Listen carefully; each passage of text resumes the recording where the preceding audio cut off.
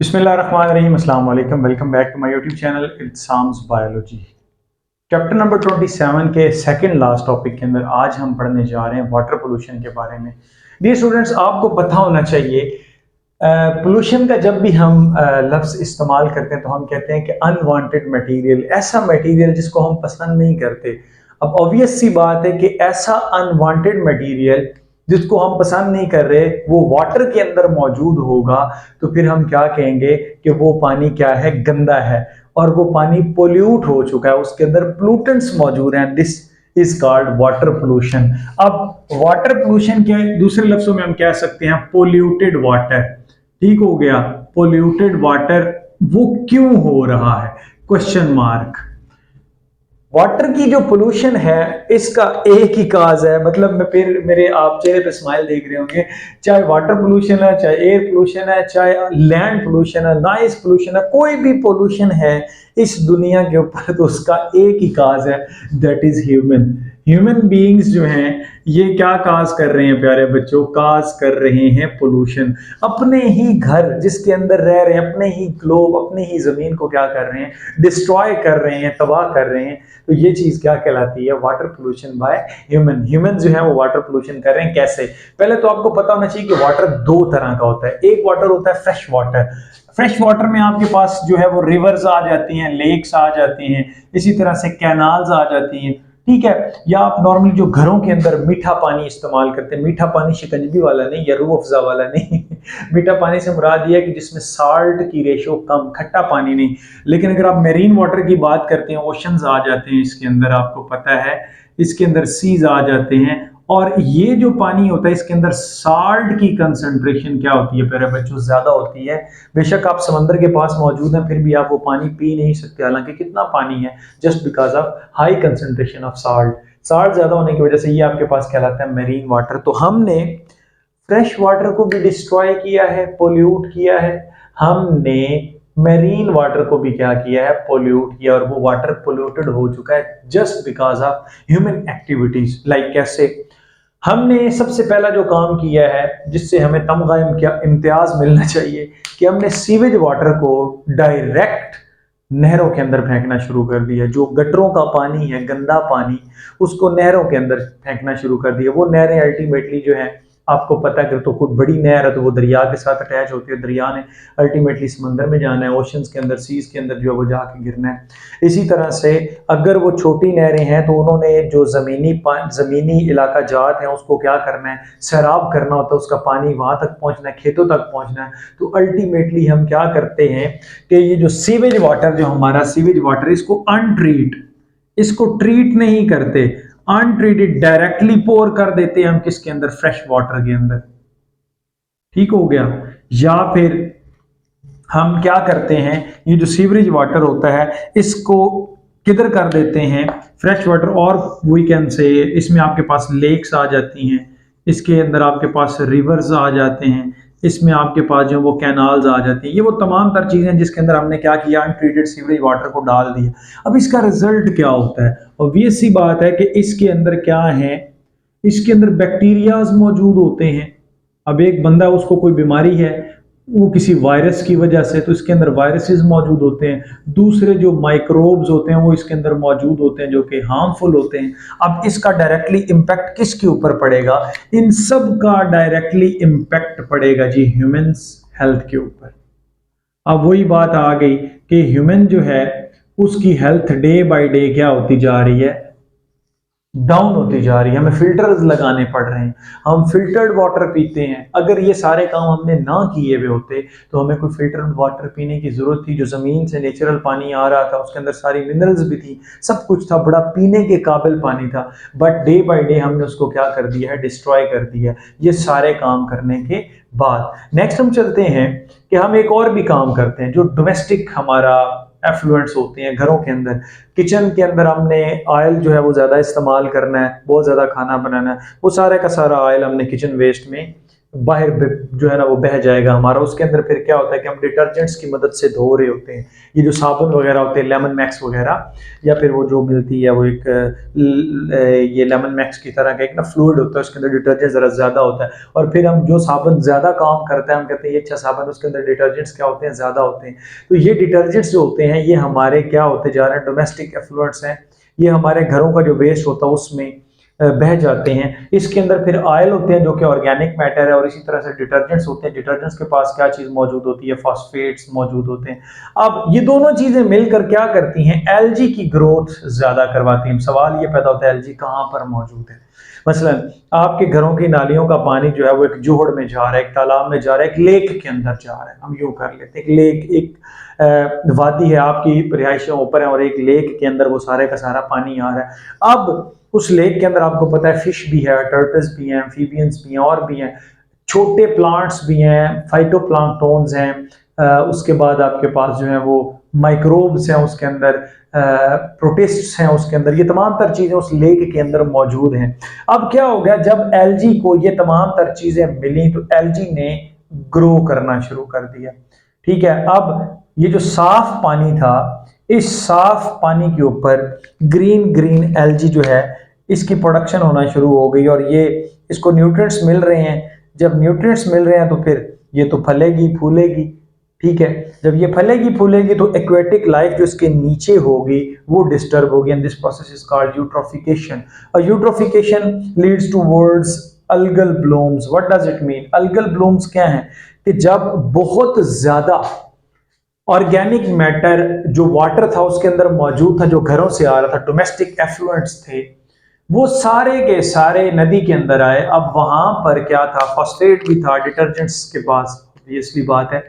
अब ये तमाम तर चीजें अलोंग विद ऑयल, ये तमाम तर चीजें क्या करती हैं, एलजी को न्यूट्रिएंट्स प्रोवाइड करता है। एलजी यकदम से ब्लूम करती है, एकदम से उसकी ग्रोथ के अंदर यकदम एक ग्रीन सा मैट बन जाता है। जब ग्रीन मैट बनता है, अब एलजी आपको पता है कि लॉन्ग लिव नहीं है, एलजी शॉर्ट लिव्ड होती है। अब जैसे ही ये बनती है, ये ऐसे ब्लूम तो बना देती है, ग्रो तो बहुत ज्यादा कर जाती है, बट फिर इसको न्यूट्रिएंट्स की कमी होती है, तो फिर क्या होता है, इसकी डेथ होती है। अब डेथ होती है तो इसकी डेथ के बाद ऑब्वियस सी बात है इसने क्या होना है, डीकंपोज होना है। अब इसको डीकंपोज करने के लिए एरोबिक बैक्टीरिया, कौन से बैक्टीरिया, एरोबिक बैक्टीरिया आते हैं, वो इसको डीकंपोज करते हैं। और एरोबिक ने तो ऑक्सीजन इस्तेमाल करनी है, ये ऑक्सीजन उस लेक की इस्तेमाल कर लेते हैं, जिससे उस लेक में जो नीचे जानदार मौजूद है उनको ऑक्सीजन, डिजॉल्व ऑक्सीजन नहीं मिलती। फिर उससे क्या होता है कि उनको ऑक्सीजन की कमी या डेफिशिएंसी की वजह से उनकी भी डेथ होना शुरू हो जाती है। तो इस तरह से एक इकोसिस्टम में, लेक इकोसिस्टम में एलजी की वजह से या घरों से आने वाला जो होम या डोमेस्टिक एफ्लुएंट्स हैं उनकी वजह से मेरा बेटा क्या होता है कि एक्वेटिक लाइफ बहुत ज़्यादा डिस्टर्ब होती है। तो this is just because of humans. तो ऑब्वियस सी बात है कि ह्यूमन क्या करते हैं, मैंने आपको पहले बताया, ह्यूमंस पोल्यूशन काज करते हैं। अब ये पोल्यूशन, चूंकि हम वाटर पोल्यूशन कर रहे हैं तो इसमें हमारे पास डोमेस्टिक एफ्लुएंट्स आ जाएंगे। ठीक है, इसमें हमारे पास इंडस्ट्री आ जाएगी, जैसे कि वो मैं आपको भी बता दें। तो इसके अंदर फिर हमारे पास हमारी एग्रीकल्चर प्रैक्टिसेस आ जाएंगी। ठीक हो गया, इसके बाद हमारे पास ऑयल्स आ जाएंगे, प्लस डिटर्जेंट्स आ जाएंगे जो कि मैं आपको बता चुका हूँ, और as well as sewage water जो है उसको हम क्या करते हैं, अनट्रीटेड। तो ये तमाम तर चीजें जो हैं ये क्या कर रही हैं, ह्यूमंस इसको जो है वो उस इन्वायरमेंट के अंदर लेकर आ रहे हैं, वाटर पोल्यूशन काज कर रहे हैं। अब इसकी वजह से ह्यूमंस के ऊपर ही, अपनी ही सेहत के ऊपर नेगेटिव इंपैक्ट पड़ते हैं। फॉर एग्जांपल हम देखते हैं कि इंडस्ट्री जो है, इंडस्ट्री केमिकल इंडस्ट्री है एक, या टेनरीज है चमड़ा रंगने वाली, या जूते बनाने वाली, फ्रिजें बनाने वाली, कोई जो भी इंडस्ट्री है। अब इंडस्ट्री का जो वेस्ट होगा, स्पेशली जो उसने हार्मफुल सब्सटेंसेस या टॉक्सिक सब्सटेंसेस निकालने हैं, ऑब्वियसली वो उसने किसके अंदर डालने हैं, या तो वाटर के अंदर या लैंड के अंदर। ज्यादातर जो है वो वाटर के अंदर डाल दिए जाते हैं ताकि एक जगह से दूसरी जगह बह के चले जाएं। आप देख लेना, जहां पर भी आप कोई इंडस्ट्री देखते हैं, केमिकल इंडस्ट्री हो या कोई भी इंडस्ट्री हो, उसके अंदर क्या होता है, उसके साथ एक नाला सा जुड़ा हुआ होता है जो उसके वेस्ट को दूर कहीं जाके जो है ना वो वाटर बॉडी के साथ कनेक्ट कर देता है, जिसकी वजह से क्या होता है कि वो केमिकल वेस्ट जो होते हैं वो हमारे वाटर के अंदर आते हैं। अब वाटर से वो किसके अंदर आ गया, हमारे इकोसिस्टम के अंदर आ गया, हमारी फूड चेन के अंदर आ गया, और फिर बेतहाशा बीमारियां, जैसा कि पीछे मैंने आपको बताया कि जो माइक्रोब्स हैं ये ह्यूमन हेल्थ के ऊपर इफेक्ट करते हैं, ये केमिकल्स भी ह्यूमन हेल्थ के ऊपर इफेक्ट करते हैं। आप देखते हैं कैंसर है, आप देखते हैं जो आपके पास है कॉलरा है, आपके पास टाइफाइड है, इस तरह की जो बीमारियां या वायरसेस जो हैं, हेपेटाइटिस वगैरह, ये हमें देखने को मिलते हैं जस्ट बिकॉज ऑफ पानी, जस्ट बिकॉज ऑफ वाटर। ख़राब पानी जब हम पीते हैं, जो ख़राब वाटर जब हम पीते हैं, उससे क्या होता है, जो कंटेमिनेटेड वाटर होता है, जो पोल्यूटेड वाटर होता है, अब ये सी बात है, कंटेमिनेशन हमें नज़र तो नहीं आएगी। मसलन कैसे, हमने एक गिलास के अंदर पानी लिया, ठीक है, उस पानी के अंदर हम नाली के पानी का एक कतरा डाल देंगे, अब ये पानी है साफ, दिखने में साफ है, लेकिन अब ये कंटेमिनेट हो चुका है, इसके अंदर क्या है, नाली का एक कतरा मौजूद है, इसका मतलब इसके अंदर माइक्रोब्स मौजूद हैं। तो ये हमें चीजें जो है वो देखने को नहीं मिलती, इस वजह से हम तो पी जाते हैं, मतलब हमें क्या पता कि जहां पर हमारे वाटर सप्लाई का कनेक्शन आ रहा है वो कहीं से लीक है और वहां पर ये पानी मिक्स हो रहा है, या हमें क्या पता है कि जहां पर हमारा नल या नलका लगा हुआ है उसके साथ दूर ही कहीं किसी घर वालों का गटर और उसका पानी आहिस्ता आहिस्ता वो लीक होगा तो पानी सीप होके इसमें आ रहा है। तो इसी वजह से हमें हमेशा फिल्टर्ड वाटर जो है वो इस्तेमाल करना चाहिए। नेक्स्ट आते हैं एग्रीकल्चर प्रैक्टिसेस। ह्यूमंस ने हमेशा से अपना फायदा किया है, ह्यूमन आ चुका है जी मोनोकल्चर की तरफ। लाइक हमारे पास एक पीस ऑफ लैंड है तो हमारी कोशिश उसके अंदर गंदम लगाएं, उसके अंदर गन्ना लगाएं, उसके अंदर राइस लगाएं, कॉर्न लगाएं, जिससे इंसान को क्या हो बच्चों, फायदा हो। अब इसके लिए हमें कोई भी दूसरी चीज जो होगी वो नापसंद होगी, ना उस पर हम कीड़ा लगने देंगे, ना उसके अंदर जड़ी बूटियां पैदा होने देंगे, ठीक हो गया। अब ये फिर क्या करते हैं, ये इंसेक्टिसाइड्स एंड पेस्टिसाइड्स का यूज करते हैं, दीज आर बेसिकली केमिकल्स, ठीक है, दैट किल्स, जो किल करते हैं किसको, पेस्ट्स को, ठीक है, and as well as insects को।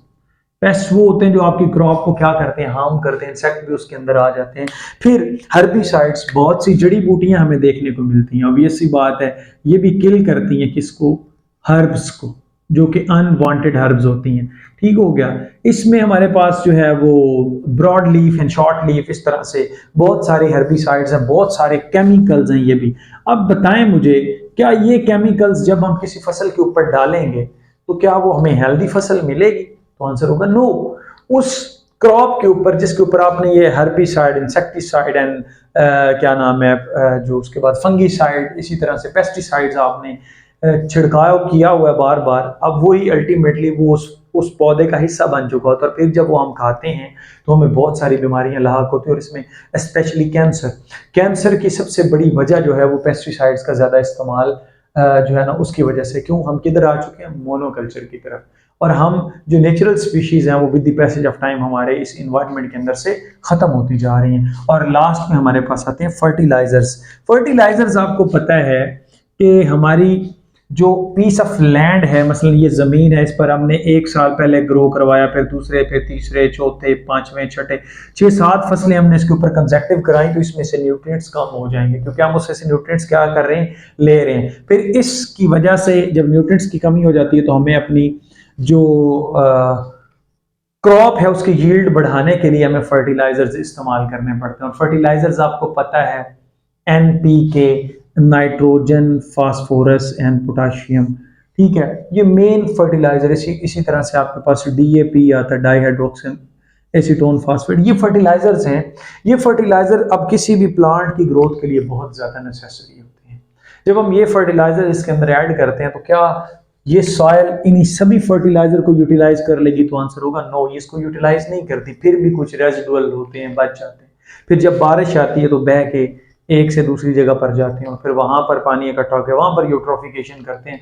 और मजे की बात बताऊं कि ज़मीन की जो फर्टिलिटी है वो डे बाय डे क्या होती जा रही है, कम होती जा रही है, जस्ट बिकॉज ऑफ फर्टिलाइजर्स। क्योंकि फर्टिलाइजर जब ज़मीन को मिल जाएंगे तो ज़मीन के अंदर, और फिर आप अगेन एंड अगेन काश्त करते जा रहे हैं, एक फसल काटते हैं, फिर अगली लगाते हैं, फिर काटते हैं, फिर अगली लगाते हैं, उससे क्या होता है कि आप ज़मीन को रेस्ट नहीं दे रहे, तो उसके अंदर वो न्यूट्रिएंट्स, वो माइक्रोब्स, वो माइक्रो ऑर्गेनिज्म नहीं बन पाते जिन्होंने नेचुरली उस सारे के सारे प्रोसेस को रिसाइकिल करना होता है।